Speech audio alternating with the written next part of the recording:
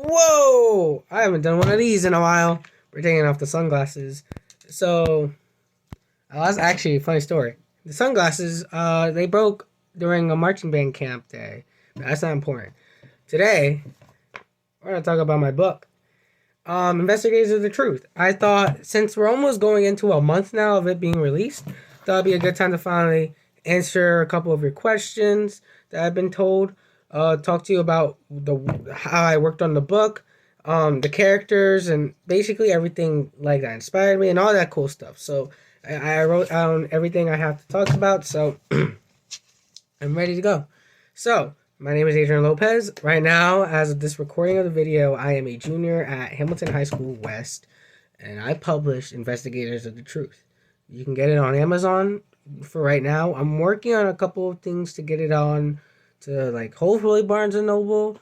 I'm working on the audiobook version right now, and a couple more things down the line. So, well, that answers that question. Um, so I guess let's just jump right into it. This is gonna be the non-spoiler part. So spoilers are gonna be later. If you read it, the book. So here we go. So what inspired me to make this book? There was a lot of things actually. Supernatural, Knives Out, Conjuring, Insidious, Gravity's Falls, Hamilton, Percy Jackson, Raymond's Run, Edgar Allan Poe. Um, they all in their way inspired me and stuff. So I think it's probably smart to go back in time. So a lot of people don't notice about me. They all assume that I've always wanted to be an actor or something with the stage. I actually didn't want to be an actor at all. I thought it would be too hard, and I didn't even want to try to be on stage in front of people. Too scary. So second grade, young little Adrian wanted to actually be an author. I remember in second grade in my elementary school, I'd write little short stories and then share during show and tell, and then be like, "This is what I wrote, and if you guys want to read it, just come and ask me, and you can get it." So I don't I always wanted to write stories because I always thought my life, like not many people know about my personal life, but what I went through, people like, anytime I was like misunderstood, I was like, why don't people understand why I'm so angry or sad right now? And then I would watch movies and stories being told during classes in elementary school, like, wait, these people understand what I'm going through. If I just tell the story like they do, people would understand me. And I think that's what got me into writing and all that stuff. So, yeah, so second grade, I wanted to be a writer.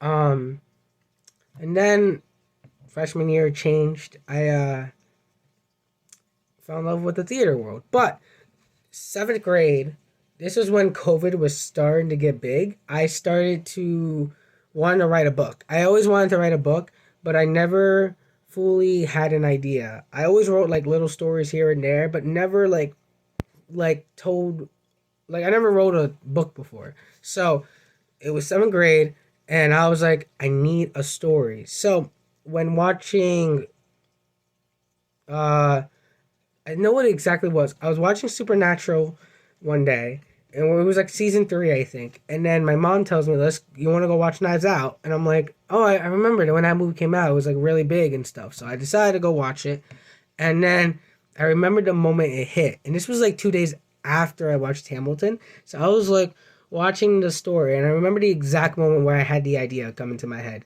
We were watching it, and it was uh when you find out that the guy kills himself because he thinks he took the wrong medicine. So it was like a whole bunch of layer of a story just to find out the twist was no one killed this man.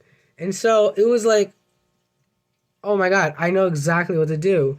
I'll get more into the spoiler stuff later, but when all the like ins- uh stuff that inspired me came together, I was like, I know exactly what story I want to tell and stuff. So, yeah. So then COVID happened.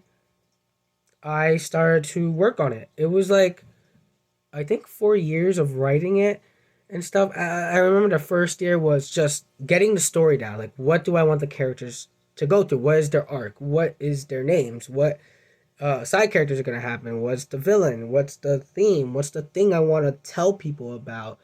And what's gonna be, I guess, the like what are you gonna do basically. So then eventually got the story, started writing it. I think it took the next 3 years to make sure it's everything I wanted it to be, make sure the grammar was right, make sure this and that. And even then, people still tell me that some of the stuff I made mistakes, like too many commas, or the grammar is not good enough, or like I messed up this one word. And I think that was one of my biggest fears going into finally publishing it, is that when I knew it was ready, I looked it over once and uh, one more time before I got published it, and there was not that many mistakes. I was like, okay, I think it's good.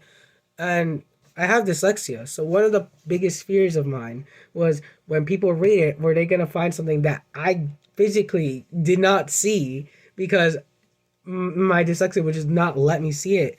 And there were a couple, but not anything too big for me to be embarrassed, but just enough for me to be like, okay, whatever. But yeah, that was that. Uh, so I'm looking over what I wrote just to make sure. So yeah, I mean, it took a couple years. There was these two friends of mine named Luke and Ben.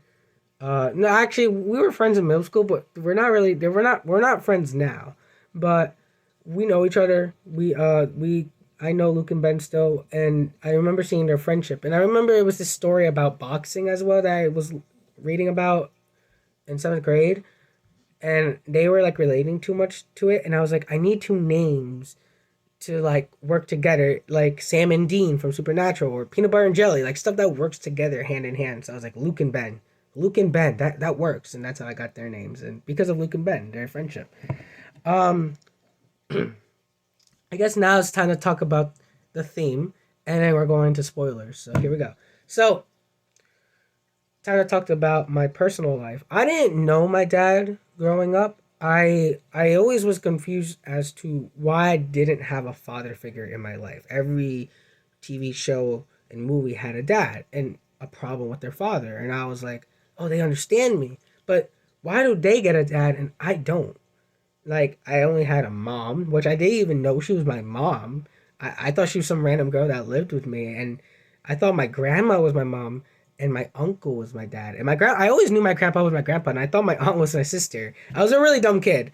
And I remember when I finally found out my mom was my mom, and that my dad was still at his country, I was like, oh, wow. So that's something. And when my uncle left the country and never came back, I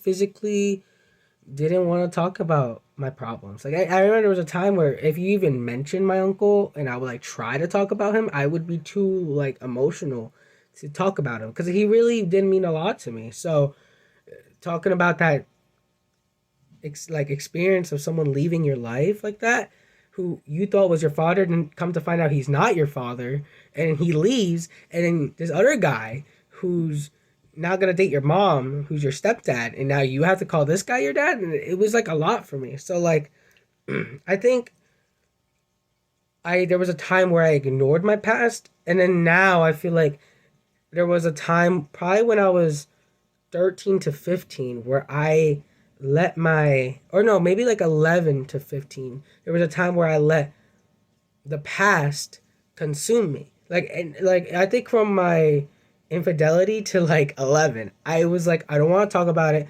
Don't ever make me talk about this. And then it was like I would always like make that one experience that emotionally impacts me is my like the only thing I talk about. It was like what like it basically defined who I was today, I guess. Like there wasn't a day where I couldn't stop thinking about it, how he left and stuff.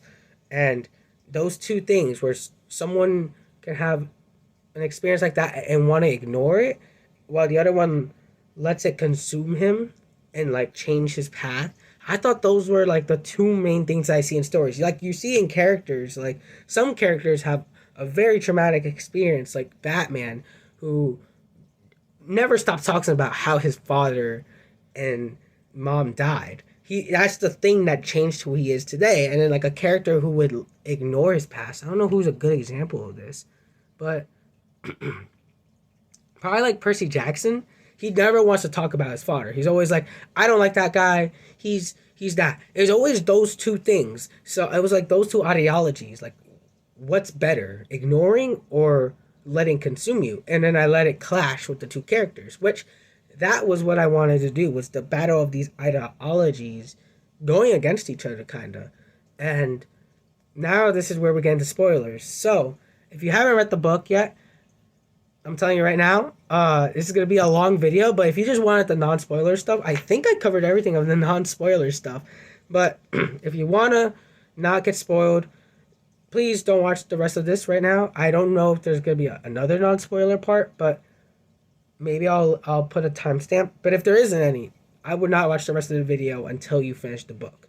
Okay? Here we go. Spoiler warning. Here we go.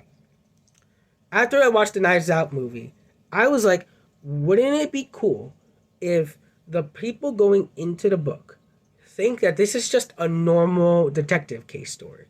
It's just about two detectives trying to solve the murder. That's it. That's all people knew about it, right?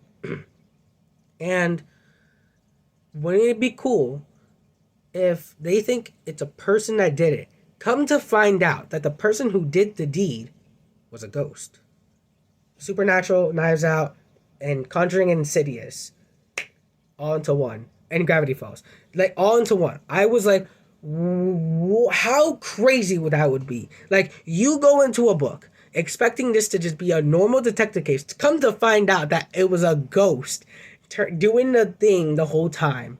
So I thought, there's got to be someone that done this. Like, I had a Lin-Manuel Miranda moment. I was like, there's got to be someone that did this, where it was two detectives on the case, and they are trying their best to, or like they are trying their best to solve the case. It's come to find out that it was a ghost the whole time, and they have no idea how to deal with this or how to confront this problem. I was like, this is such a big idea. How did no one come up with this? So that's when I came up with the brilliant idea to make it look like you're going to a detective story. Come to find out, nope, it was nobody. It was a ghost. So that's what came up to it. And I think the one thing that inspired the big twist at the end was Goosebumps, the movie that came out in like 2000 whatever, where Jack Black was R.L. Stein. The last quote he said was, there's the beginning, there's the middle, and then there's the twist. And I remember watching the Conjuring movie, one of them, I don't remember which one. We found out that the ghost, the main girl, who's the bad guy, is actually being controlled by another ghost. It changed my perception. So with a twist being that this whole time you thinking, okay, they found out who the killer is. It's a ghost. This evil girl who is killing people. Duh. But then we come to find out, oh, she's innocent. The whole time it's been this powerful old ghost who has pulling the strings the whole time. And that's when it all came together, and I decided this is the story I want to tell. The ideologies going apart. Being able to tell my story of my life, kind of. How people never understood me, and I was hoping this is the way for people to understand me. And finally, being able to accomplish my dream. Freshman year, obviously, I wanted to become an actor. That's how people know me by. But if you ask any of my elementary friends and middle school friends, I wanted to become an author. So this was such a big accomplishment of mine, a big dream of mine, to finally say that I have a book published.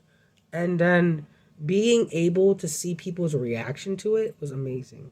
So let's talk about the characters. Ben, the leading man basically in the book. Like, if you think of the main character, it's most likely Ben. He's the guy you see most in his head. Now let me explain something real quick before.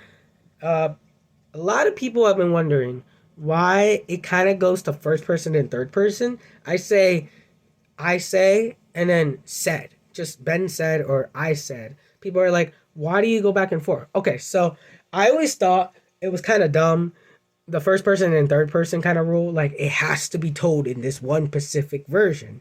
And I kind of wanted to change it. I was like, I want to change that moniker, that it has to be this. And of course, it was going to come with some complications. People were going to be like, that's not how you're supposed to write a book. That's not how you're supposed to do this. English teachers for years have been saying that it has to stick by this rule. So I know going into it, trying to change all that was going to get a mixed reaction from people. Some people really liked it. Some people found it confusing. Some people just didn't like it.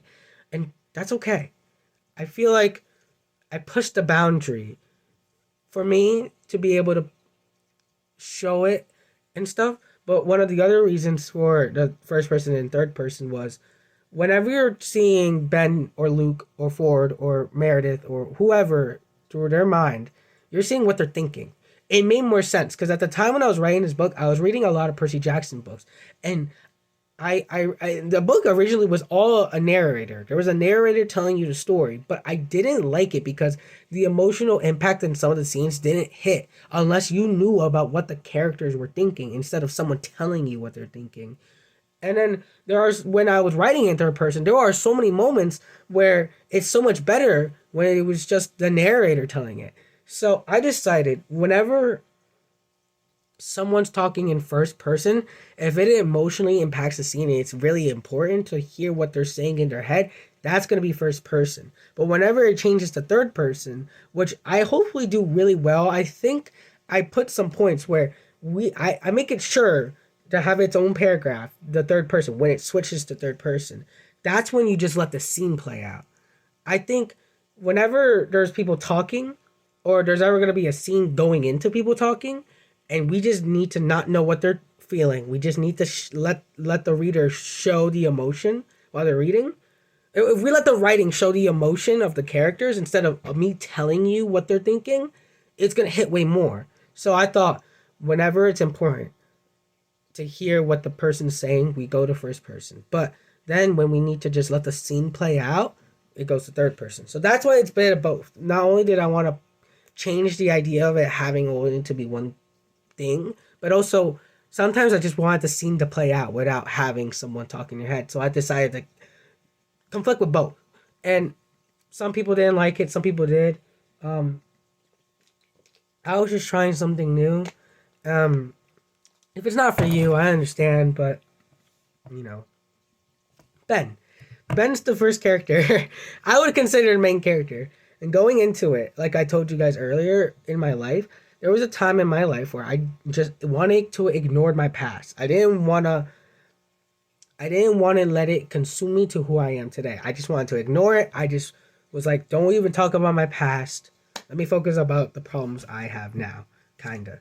And Ben is that character. He, like, if you see in his chapter, his backstory, which really isn't a backstory, it's more about telling of why he became a detective instead of more about him.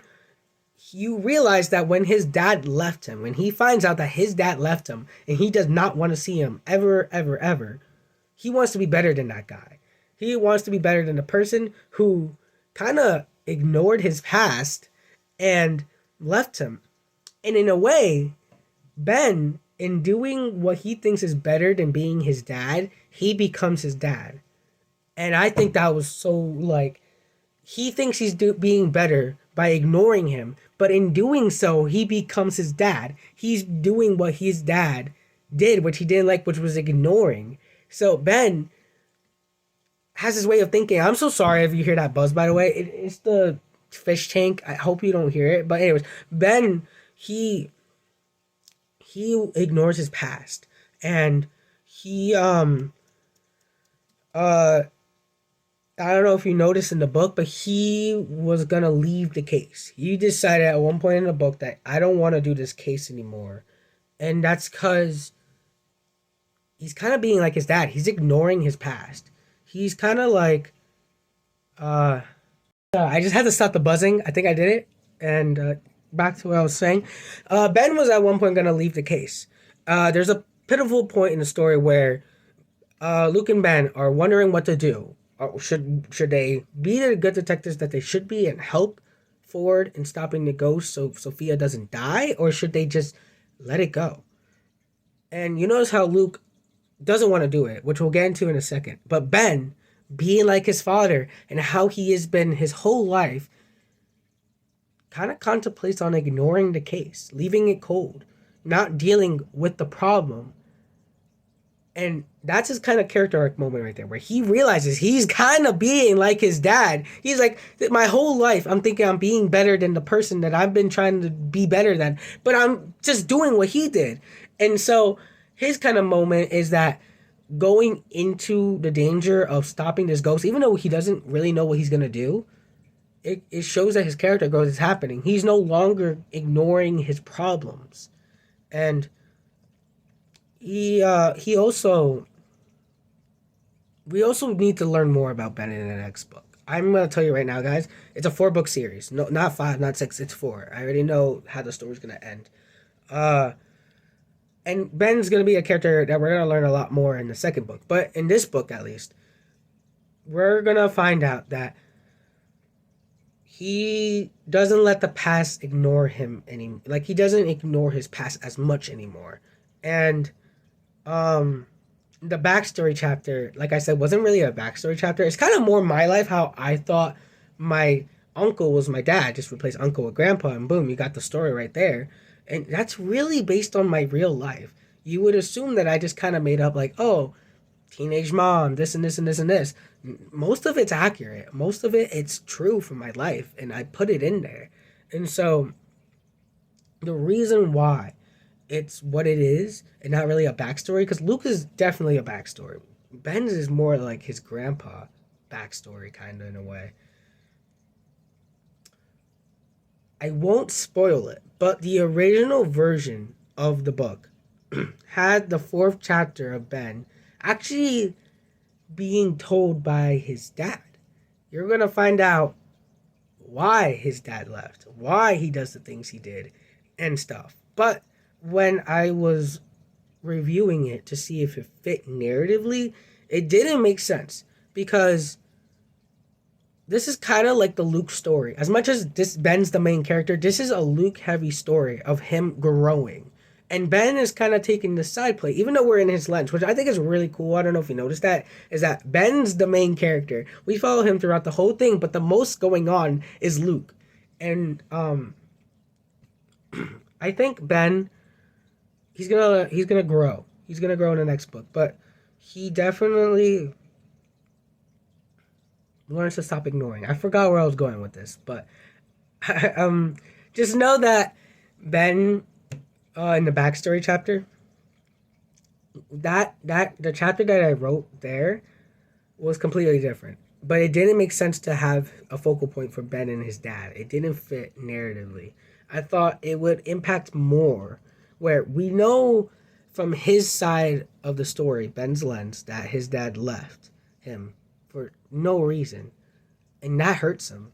So seeing him come back at the end of the book, which, spoiler alert, but I already told you guys this, if you read it, at the end of the book, his dad comes back. And we're supposed to see that as a, what, why now? What is going on? How did he find him? How did he know that's his son? How does he know Luke? What is going on here? Will be answered in the second book. But it didn't make sense for me to make you sympathize with the dad when he's back. So I decided to get rid of it, and that's what we got in that chapter instead of the grandpa story. Because actually, the grandpa story was supposed to be in the second book, but I had to think about it. Like, it wouldn't make sense for that book and what the story I want to tell for the next one. So it fit more better here. And so, as much as it doesn't feel like a backstory for Ben, it still kind of is in a way where you see why he's so upset. Because he just got told that his dad didn't want him, and we don't know why. So it didn't make sense for the dad to be a focal point and sympathize with him in the first book, and then the second book. I don't want to spoil it, but that's basically it. One thing I also want to say, this is gonna be a long video. I'm gonna post like a short version on Instagram, like the beginning probably. But like this is gonna be YouTube focused for the people who really want to know. But I think one thing I also wanted to prove with this book series, not just this book, but when all the 4 books are done, something I wanted to do the most is I wanted to break that stigma of characters learning through a story, if that makes sense. Like, you see like every movie critic being like, hey, the character arc, this person needs to learn something by the end of this story, and if they don't, I got my time wasted. And in a way, that is so true. But movies are movies. Sometimes they are made up to be made up, which is fine. That's the whole point, is to leave reality. But one thing I learned in my life and becoming who I am now, it takes years and years and years and years and years to finally grow into the person that you are now. You don't just go through something and immediately become a better person like in the movies or something. You need to grow. You gotta here's a perfect example. You know how your parents always tell you, live your life right now. Like enjoy the moment that you are now. You're getting told the answer right there and then. Enjoy the moment that you're living right now. Enjoy the moment now. But we can be told something, but still take years to finally be like, I learned, I understand, and I come to peace with that. You know, if that makes sense? Like you can go through a whole story event in your life and still not understand a lesson until still like maybe months later. We as humans always grow. Why can't the story also grow? If that makes sense? So that's why Ben, we don't really get a full character arc for him. He learns a little bit. But what I wanted to prove with this book series is that why do the characters need to learn everything in one story? Why can't they learn it throughout the whole book series? If that makes sense. Because sometimes authors make their character learn something in the first book and then they have to have something for the second book. And sometimes it works really well, but you got to create something new. We got to find something new for the character to understand and grow for the second book. So I decided they're going to go through some new stuff, but the thing that impacts them the most, they're going to have to learn over the series. And I thought that was going to be a beautiful message. I think it made sense to me, but I could see why some people were really kind of confused and upset, which leads into my next character, Luke. What I'm going to say right now is for Luke's backstory chapter, I know when my parents were editing the book for me, they always were like, why is this part here? This had nothing to contribute with the story. Why is this here? There's a reason for a certain line. I'm not going to spoil it because I want you guys to read it. And then if you realize it, you'll be like, wait a minute. There's a thing that hints to the second book. There's a major plot line in this book that I left on purpose for the second book. It may not seem like it's supposed to be there, but it's meant to be there. So if you guys found it and you think I know where I'm going to go with the second book, congrats to you. But for the people who don't know where I'm going with this, please go enjoy the ride. Don't try to fixate on that thing. I'm just letting you know now there is a seed planted in here. 2 seeds, actually. A couple of seeds, but one major seed that I left in here for a major thing for Luke and Ben, but mostly Luke. And it's in his chapter. But I just wanted to throw that out there. So the ideology. Luke has a life-changing event. His father dies. And in that moment, like throughout the whole chapter, you're reading, oh, he wants to be a runner. This is the thing he's passionate about. And I think there was a time where I related to Ben the most and stuff. There was a time where I was like, I am Ben. But as I grew on with life and acting took the front seat and all that, I think I relate to more Luke. I think more now than I do with Ben. But Luke wanted to become a runner. He had a passion for it. It was the thing that gave him joy and happiness. And then, boom, his dad dies. And you know when reading it, his dad didn't want him to go down this line of work. He was so happy that his son found his happiness in running. And because of that moment, Luke is affected by it to even this day through this case. You see how he always mentions death and his dad. They always dance around those two. He's the opposite of Ben. He lets that moment consume his life and change his life completely. Like Bruce Wayne when his parents died and he was like, no guns, no killing. Everyone deserves a second chance. I'm going to protect crime. Luke is like, I'm going to go become a detective. He's kind of like Black Panther. His dad dies, and instead of doing it because he wants to help people, he becomes a detective because he wants revenge. He wants to find his dad's killer, to find out and give himself closure and stuff.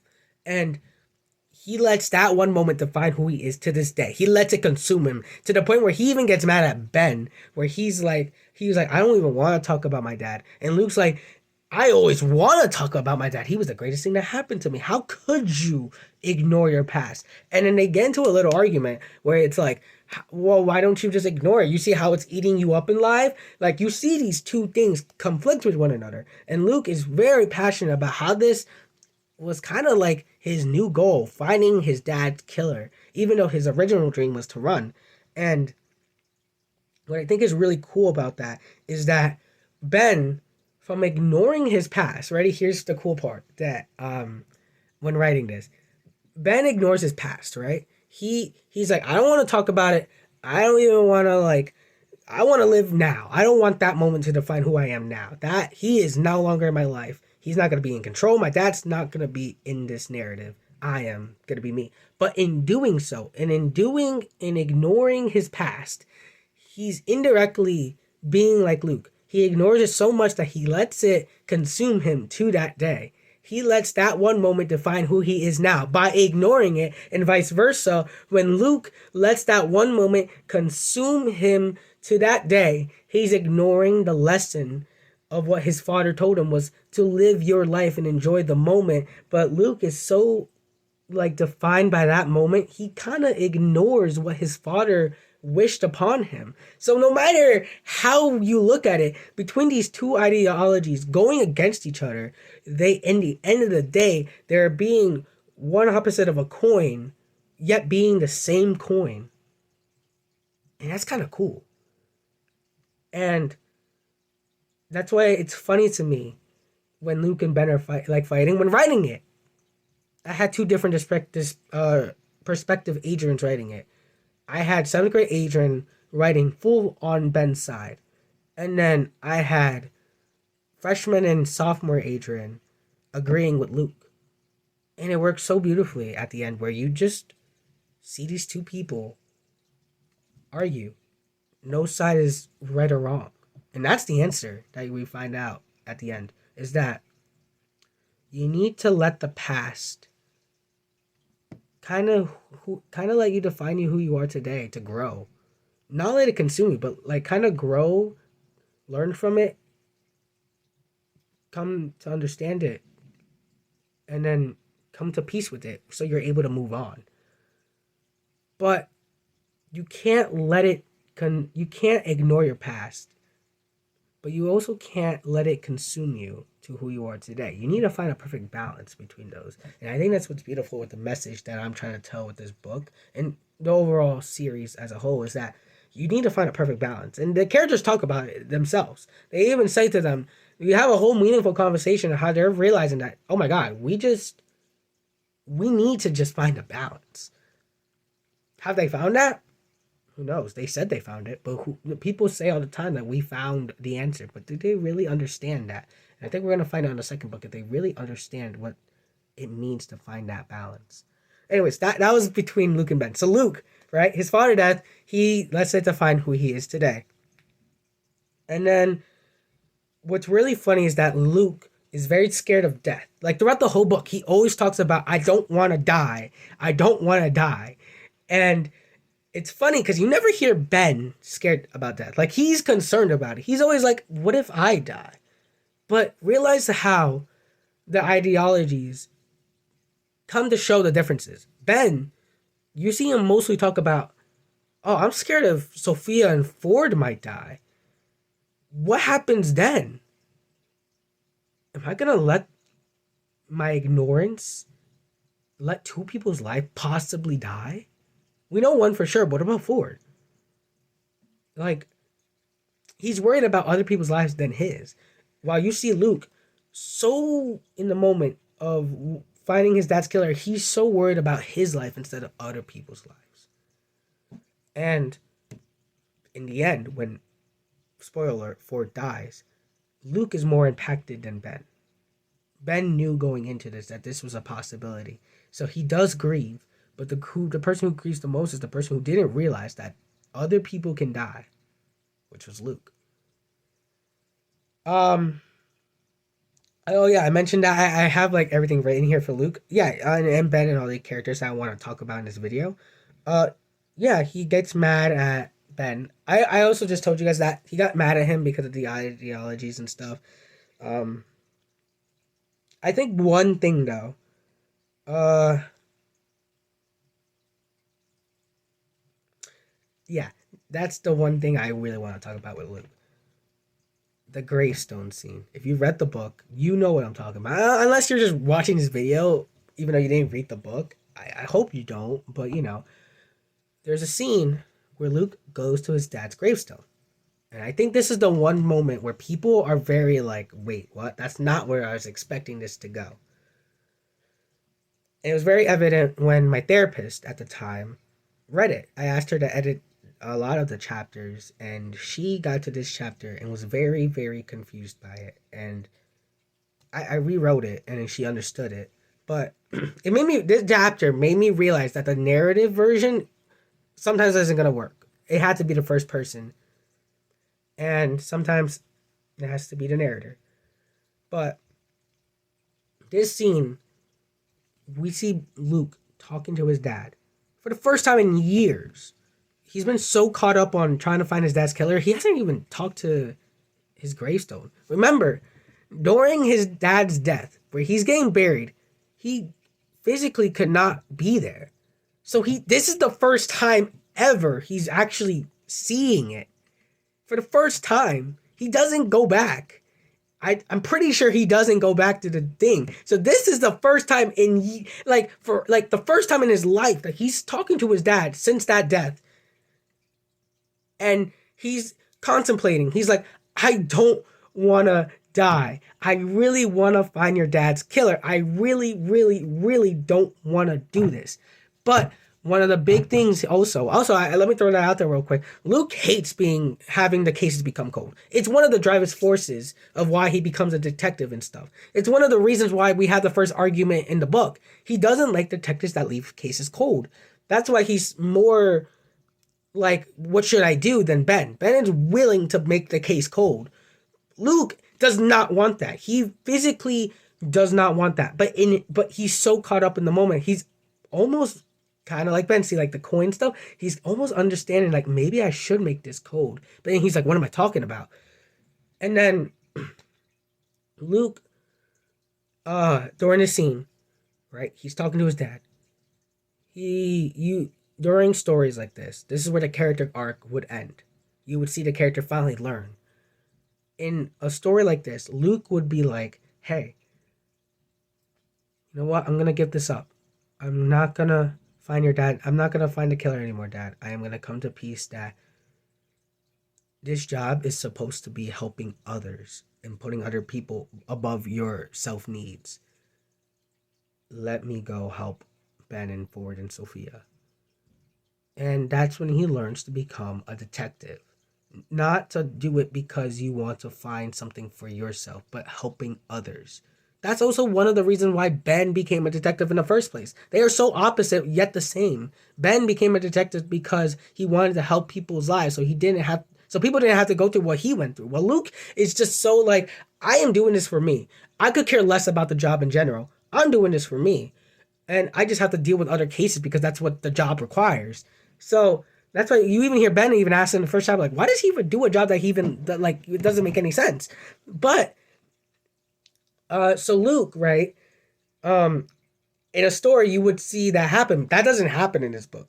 Luke finally learns what it's like to be a detective. Yes, he learns to become, not selfish. He learns to finally put others before him. That's what the job requires. As much as his dad doesn't want him to be in this field, he finally understands why his dad was in the field. Was to help people. And he learns that he needs to do the job. This is what his dad did. And this is probably what his dad would want him to do if he did go down this path, was to help others. And he learns. He grows. He slowly grows. But he doesn't fully understand it. And that's why, in that moment, he learns to become a detective and a hero, to put others before yourself. He learns what the job's for, but he doesn't learn to come to peace with his dad's death. And that's why he still decides to still want to find a dad's killer. He still wants to find out, to get peace. So, like real life, we might learn something small in what we're going through in our life, but we won't get the full answer. We're always stubborn in our own ways, and I feel like we always feel like we have the answer, but there's so much more to learn in life. And Ben just got a little small piece of it. Or Luke, he finally got a small piece of the lesson of the book is basically. And Luke understands that he needs to put others before himself, but he also needs to be okay of slowly letting his dad's case be put aside. But he doesn't give that up. And I think that's, as humans, that's the most relatable thing ever. Like, as a story, you would expect him to finally be like, I need to come to peace with my dad's death. But he doesn't. And he even asks Ben, he's like, hey, can you, if just in case I die, can you still try to find my dad's killer? And I just feel for that man. Honestly, he's so me. That's so like cliche in a meme now. Like, oh, he's so me, but he really is. I wrote him.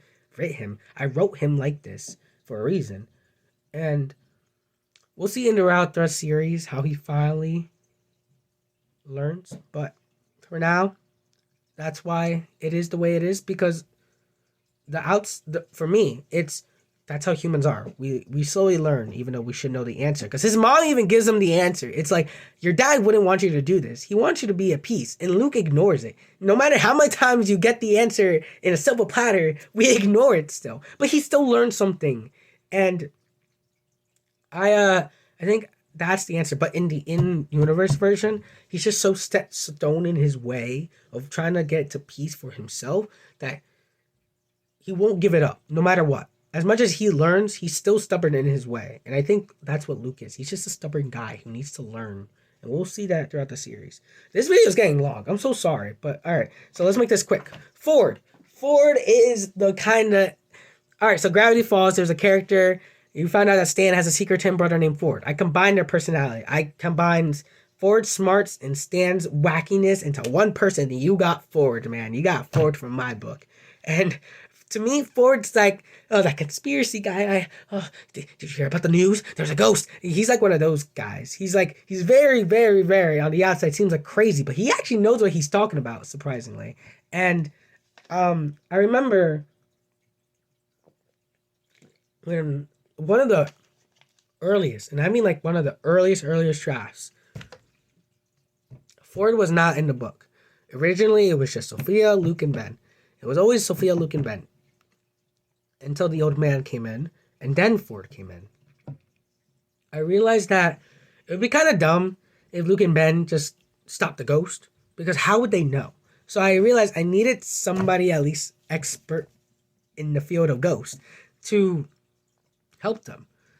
And I was like, wouldn't it be cool if the person that's going to help them looks like the most, like, suspect ever. He's like the main guy. Like, other than Sophia, you get a bunch of misdirects. You got, oh, Sophia, she had to be the person, right? Because she had the drop of blood. Oh, this old man, he seems this crazy guy, their neighbor, seems a little weird. And he's talking about ghosts and admitting that he kind of stalked them. Like, that's, no. And then you got this old lady who doesn't feel like she's part of this anyway. Maybe she's it. Maybe there's a reason why Adrian put that. It was a bunch of misdirects of, like, eyewitnesses. But then you find out that the guy is right. He's been right the whole time, and no one believed him. I think Ford, what makes me relate to him is that he's just driven by passion. He wants to prove to his parents that he can do this. He wants to prove to the people that the ghosts are real. And he wants to he's like every kid. He's like, I want to go down this road. He's kind of like Luke. And his dad didn't want him to go down this path. The difference is that he actually had his dad to tell him face to face. Yeah, he ignores it. And he goes, no, I'm going to prove to people that this is real and stuff. Because remember, his dad took a whole toll. He wanted to help people. And like his Luke's dad, he wanted to help people, but Luke didn't get that message until later on. Ford got that message very clear.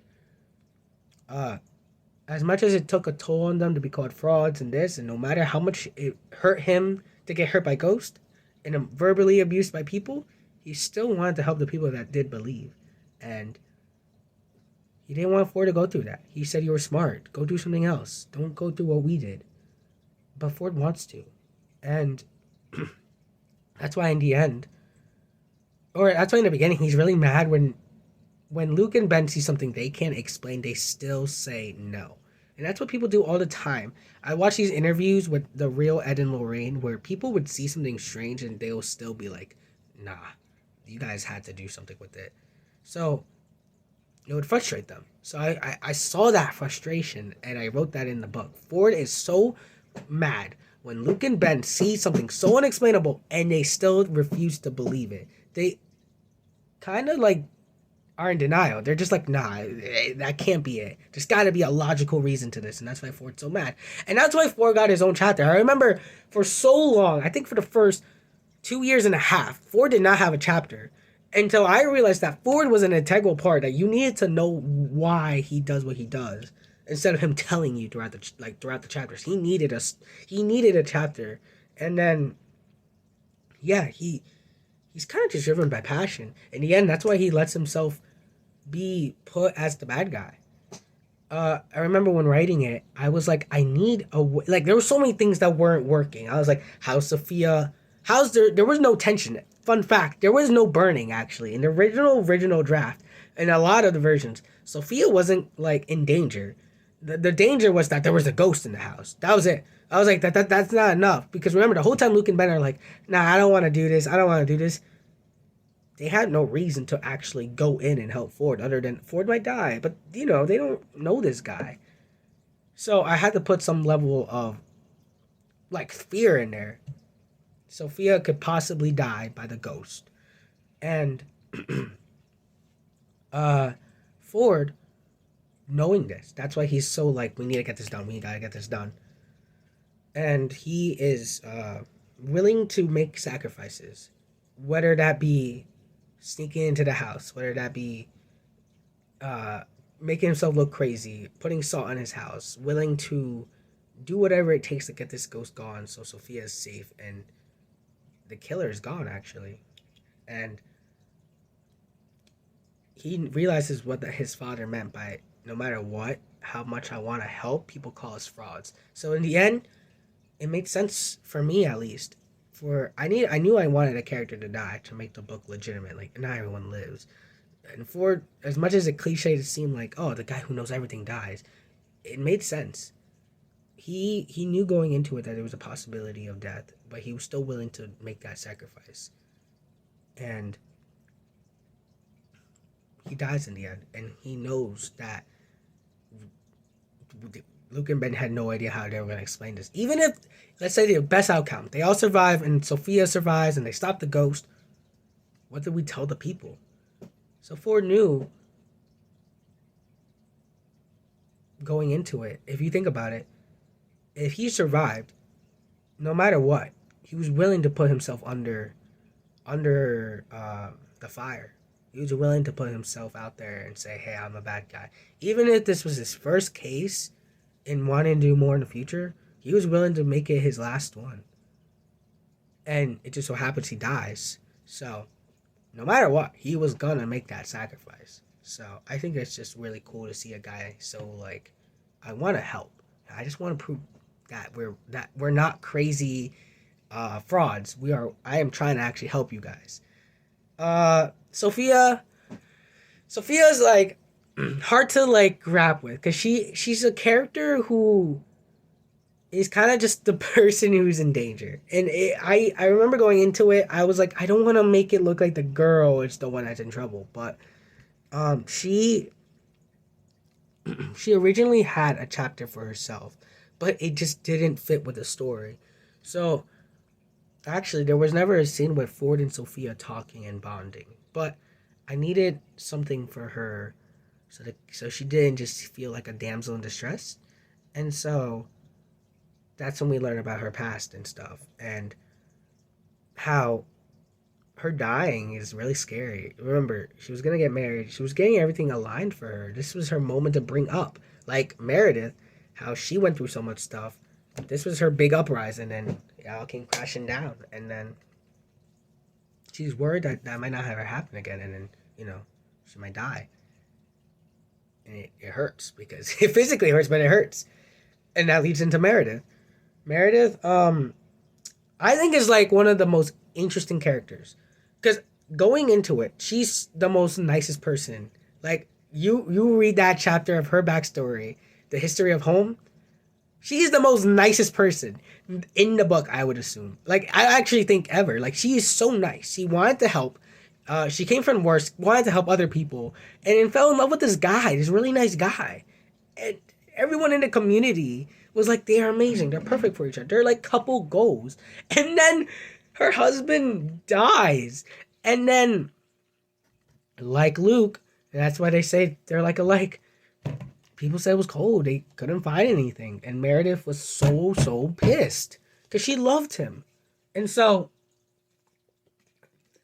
going into it, the first thing you see of her, she's like, where's my husband? Where's my husband? You're like, what the? This girl's completely crazy. She's weird. And then you see her evaporate and you're like, oh my God. Then you find out it was her that killed, or her that made Sophia kill the husband. There's also a metaphor with the white eyes I can go into best. I'm trying to get this video done in less than an hour, but I don't think it's going to be possible. But Meredith, she is seen as a monster in the first chapter you see her in, and that was intentional. But if you read her backstory and you go back to that scene where she goes, where is my husband? You realize, oh, even as the bad guy and being possessed by the old man, she, in the end, still does it out of revenge for her husband's death. She does it out of love, if you think about it. And she kind of dies without peace with that, without knowing who did it. And that's why Meredith says to Luke, you're going to be us one day when you die. Because remember, he's been dancing around with death the whole story. You're going to die. Like you've been telling yourself that you might happen and you'll become me. And she wasn't lying because she went through what Luke went through, kind of.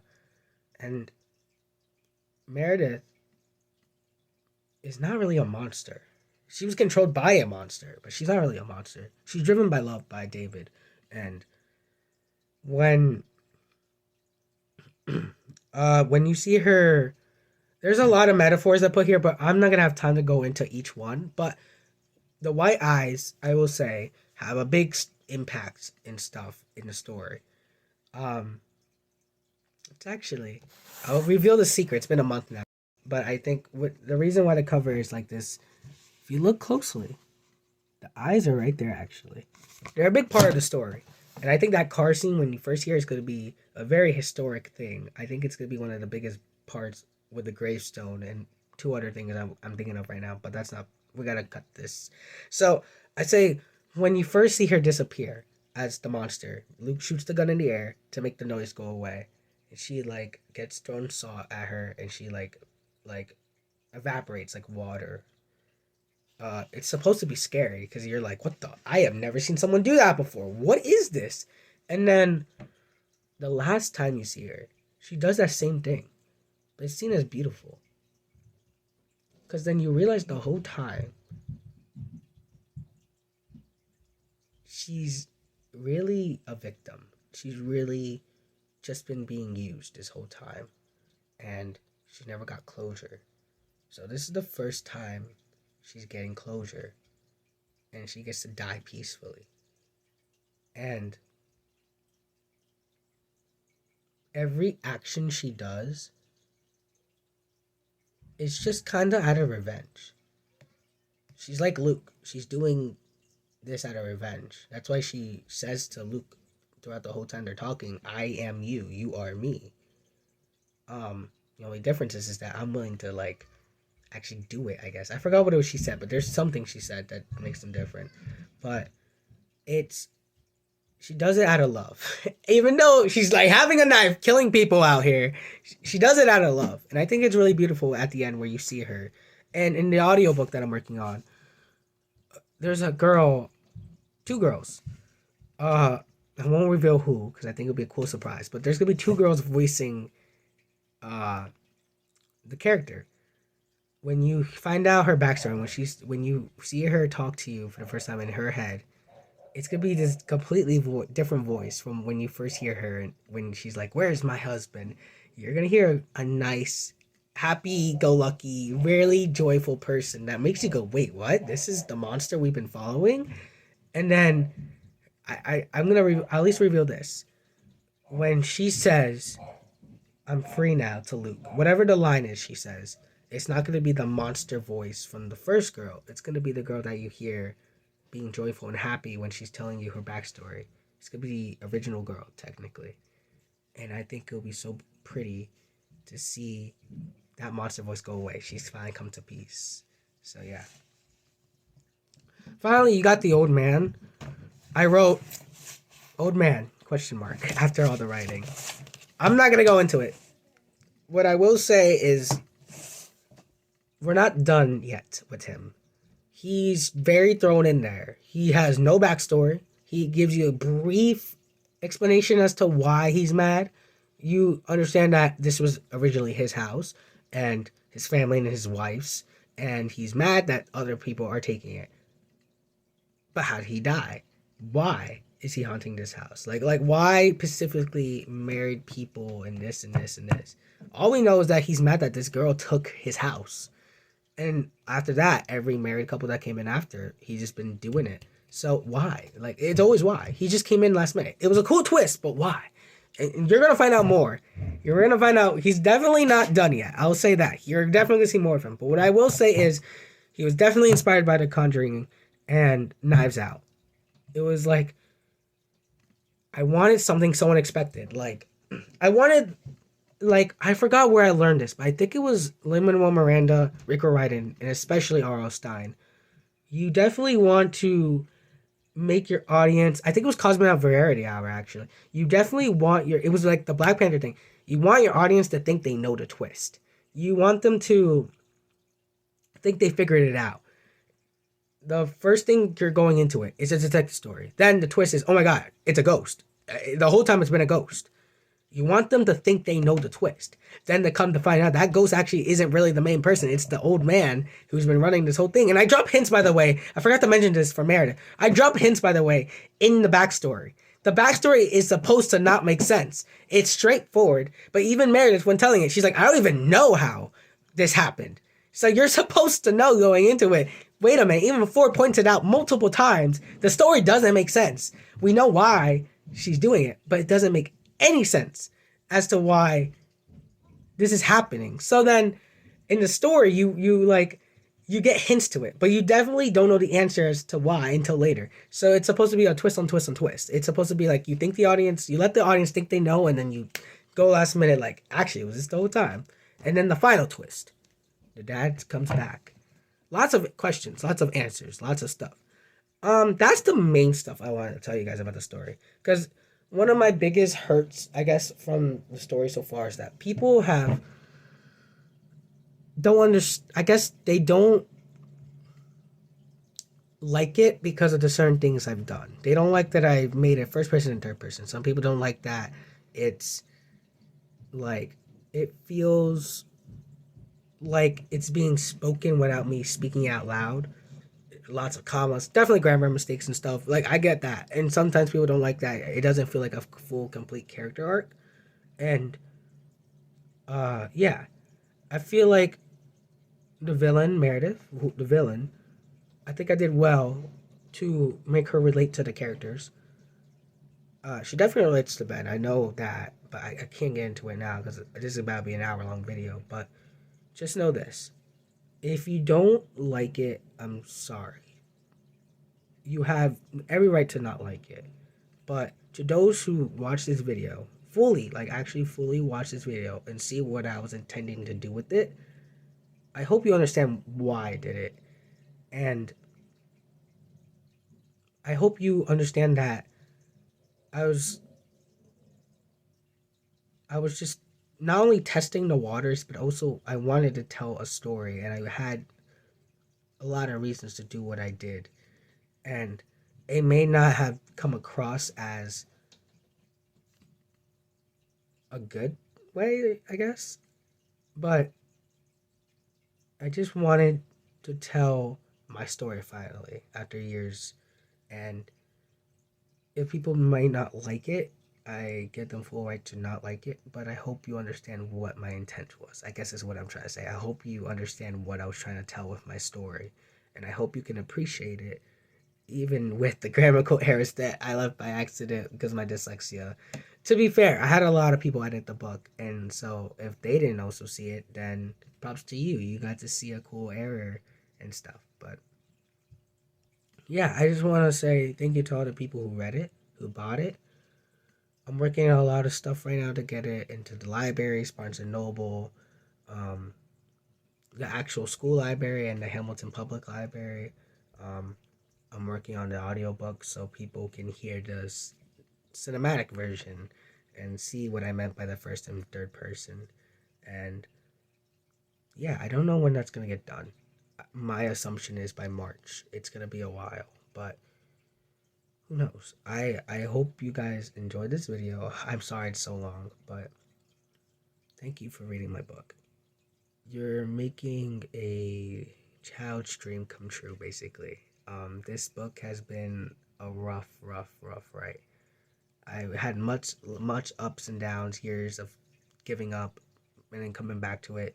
Lots of Thanksgivings I did not go to because I was writing this book. Lots of Christmases where people were opening presents and they were like, Adrian, please come upstairs and hang out with the family. But I would find out something and be like, I need to write this. There's just lots of sacrifices I did with it, lots of stuff. And I put my heart into it, a lot of my heart, a lot of my life, and a lot of my personal experience into it. So to have people read it and people be like, this is really cool. Thank you. Thank you so much for reading it. Thank you for all my inspirational people. I don't know if Lin-Manuel Miranda or Rick Riordan or the creator of Knives Out or Gravity Falls is ever going to see this, but thank you.